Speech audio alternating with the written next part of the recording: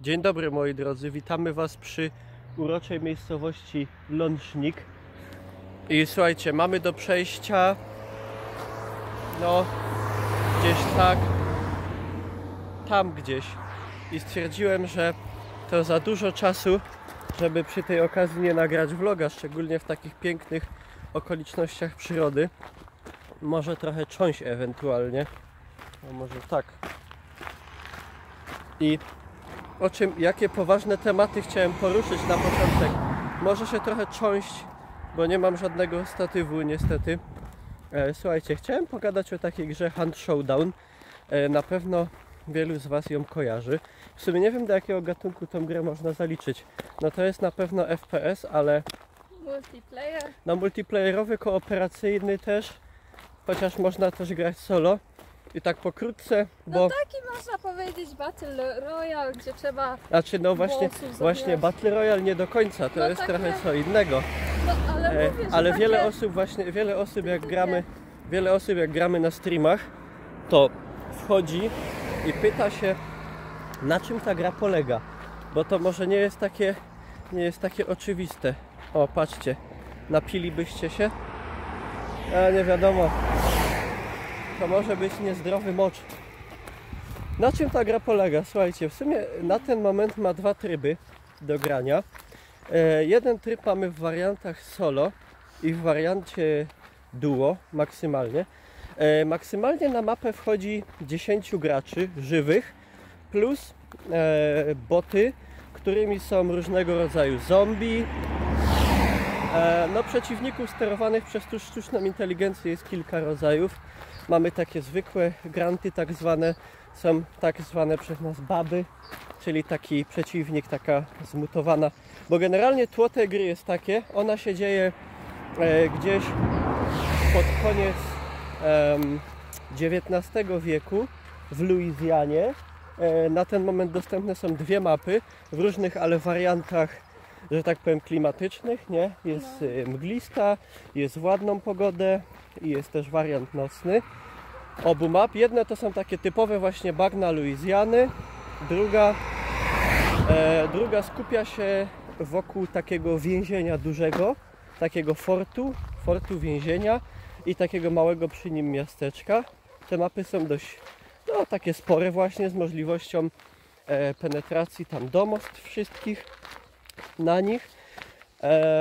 Wybieramy sobie przed wejściem do gry nie klasę w zasadzie, tylko łowcę. Jeden łowca od pewnego czasu jest darmowy, bo to nie zawsze tak było, nie? Wybiera się łowcę, nie ma żadnych możliwości kustomizacji. On tam jest już, że tak powiem, no po prostu ma już nadane imię i nazwisko. Każda postać ma swoje imię i nazwisko. Są różnych kolorów skóry. W sensie mogą być czarnoskórzy, mogą być... My tylko wyposażenie zmieniamy. Tacy europejscy. Oni są właśnie... Ich charakterystyka jest taka, że oni są swoim właśnie wyglądem dopasowani też do tych czasów. Są tam jacyś żołnierze z wojny secesyjnej, są jeszcze tacy można powiedzieć kowboje, jacyś tacy bogaci, eleganccy, prawda, jacyś tacy bardziej elegantnie widać ubrani, są też tacy biedacy. I to są nasi łowcy. My wybieramy im wyposażenie, wybieramy im broń, broń główną, broń boczną. Do tego jeszcze możemy wybrać kilka dodatków, typu na przykład apteczki, tam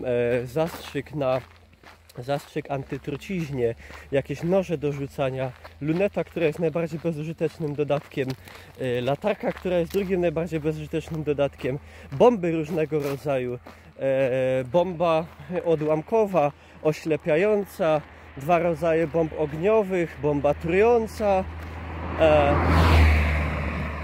mały taki pistolecik Deringer, no tego jest bardzo dużo. Mamy dużo rodzajów broni właśnie głównych i bocznych, wszystkie właśnie z tej epoki, takie końcówki XIX wieku, także żadnej broni automatycznej tam oczywiście nie ma. Muszę sobie zmienić rękę, bo już nie wytrzymię zaraz. Nie ma żadnej, broń automatyczna jest jedna, to jest taki Mosin modyfikowalny, bo te wszystkie bronie są takie, powiedzmy, dopasowane do tego świata, który jednak jest taki na wpół fantastyczny. Także tam głównie mamy jakieś rewolwery. Jest też parę rodzajów takich automatycznych pistoletów.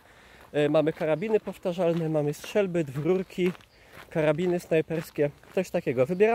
Wybieramy sobie jeszcze takie perki, które w Hancie się nazywają cechy. Dobrze mówię? Chyba cechy w polskiej wersji, która jeszcze nie jest zbyt dobra i tam często są pomieszane tłumaczenia polskie dziwne z właśnie angielskimi jeszcze słowami. No i ruszamy do boju i możemy właśnie... bocian. Możemy solo, możemy w dwójkę, no i to jest max. Póki co. Wchodzi nas na mapę właśnie 10. Tam się biegnie chyba wysikać. Ale nie wiem, o co chodzi. Zapętliłem się. Na mapę nas wchodzi 10. I co? I zbieramy takie zagadki. Aha, bo wracając do tematu, 2 tryby są i mówimy o tym pierwszym, takim podstawowym, bo ten drugi dopiero gdzieś tam od niedawna wprowadzony. I naszym celem, jak mówi sam tytuł, jest polowanie, czyli mamy upolować... bo on patrzył, bo tam... Co to, zwierzę jakieś leży? Idziemy zobaczyć. Patrzcie, ale akcja.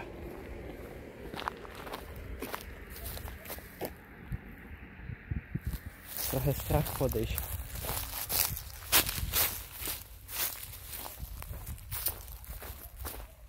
O kurwa!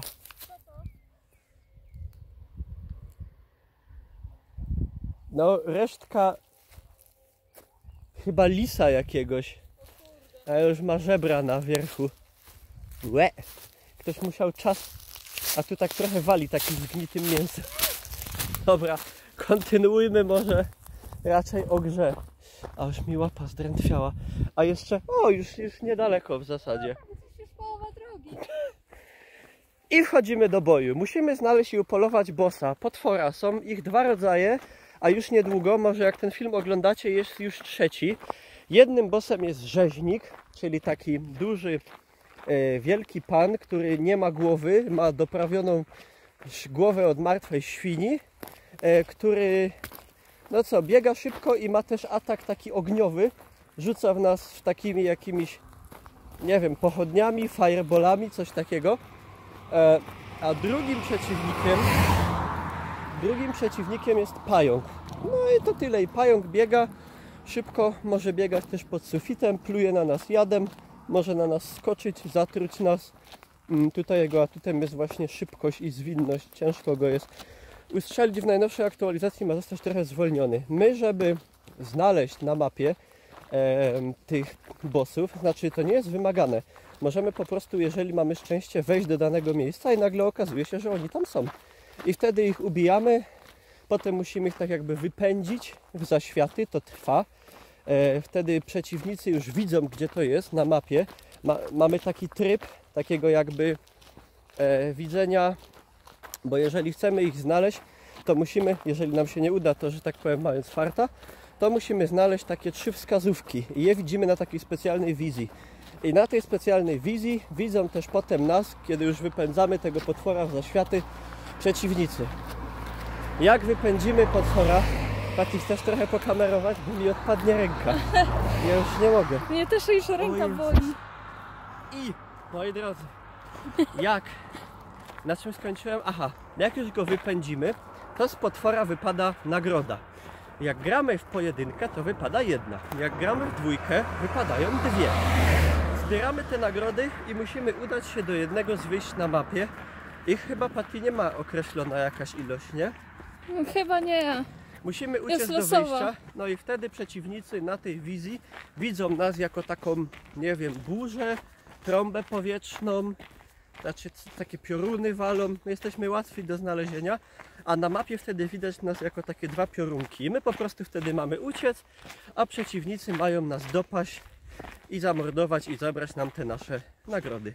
A drugi tryb to już jest taki bardziej typowy Battle Royale, gdzie po prostu jest tylko tryb solo, nie ma dwójek i mamy po prostu zebrać takie jakby tak jak mamy wskazówki w tym normalnym trybie, to w tym mamy takie miejsca mocy.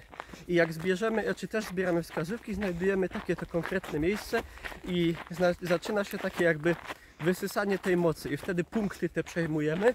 No i wtedy też jesteśmy widoczni na mapie i musimy, że tak powiem, wyssać tą daną liczbę punktów, tam 200 czy ile ich tam jest, na ten moment już wtedy 150. No i w tym momencie przeciwnicy nas widzą i przeciwnik ma nas znaleźć, zabić i wtedy to przechodzi na niego i on wysysa te punkty i w tym momencie, kiedy już te wszystkie punkty wyssamy, inni przeciwnicy nagle giną, padają i umierają. No i właśnie z nowości zostaje wprowadzony teraz nowy boss, w sumie nie pamiętam jak on się nazywa. Assassin i on będzie tak wyglądał, że będzie to postać, która będzie się materializowała z robali, z takich karaluchów. Będzie się materializował, walczył i potem znowu się będą rozpełzały i gdzie indziej się będzie pokazywał. A czemu właśnie, moi drodzy, mówię o tej grze? Bo to jest bardzo super gra i można ją dostać na promocjach na Steamie około 50 zł. Normalnie chyba około 70 kosztuje. 80, no 79. 79 zł.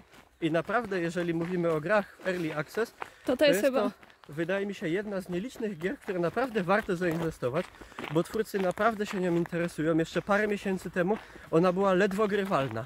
Nawet na moim sprzęcie, nie jest to jakiś super słaby sprzęt, naprawdę było bardzo mało FPS-ów. Ona działa na CryEngine, to też jest silnik dość wymagający, ale optymalizacja po prostu była tragiczna.